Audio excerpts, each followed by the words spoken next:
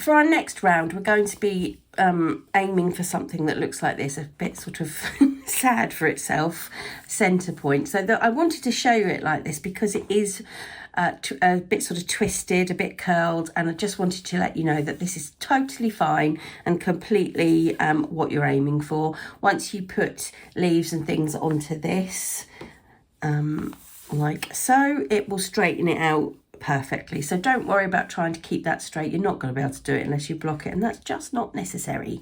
So let's have a look how we make these leaf stems. Right, I'm still working with my 4mm hook here, and I just wanted to note that there are a few hook changes throughout this project and throughout each motif. So just pay special attention to the pattern. The hook sizes are bolded in the text, or the text is in bold. That makes more sense, doesn't it? So keep your eye out for that, as there are a few changes. Right, so I'm going to start with one chain to bring my hook up to the height of the next round, and I'm going to put one double crochet, UK terminology, into the same stitch where I have joined into the round. All right, because that chain does not count as a stitch. So we'll get going on the stem by making 6 chain. And how we're going to make the stem sort of a bit more robust than this and make us able to move around the circle is we're going to work back down that chain, putting double crochets into it as we go. So I'll turn my work to the left so that I'm working from the right, and I'm going to put my first double crochet. I'm going to ignore that very first chain that sits closest to the hook. We're not going to do anything with that. We're going to come across to the next one, and I will put my hook in there and make 1 double crochet. Now my tip here, because we're working into each chain, we're not missing any, so you should be able to make 5 double crochet in total, just moving across 1 each time. My tip here is to pay very careful attention to those chains, because they're really easy to miss. And I'm saying that from experience, especially if you're working with a darker colour and like me have sort of eyesight that has seen better days.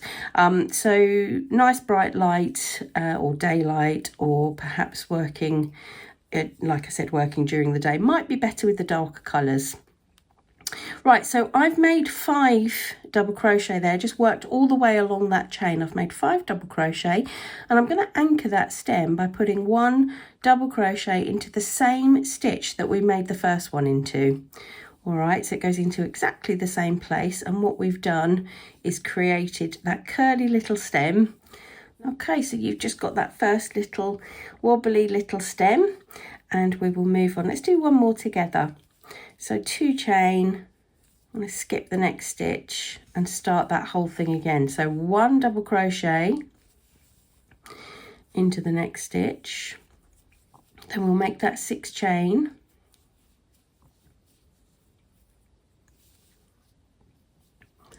and turn the work and work back along that chain, putting a double crochet into 5 of them. So we ignore the chain that's closest to the hook, come into the next one,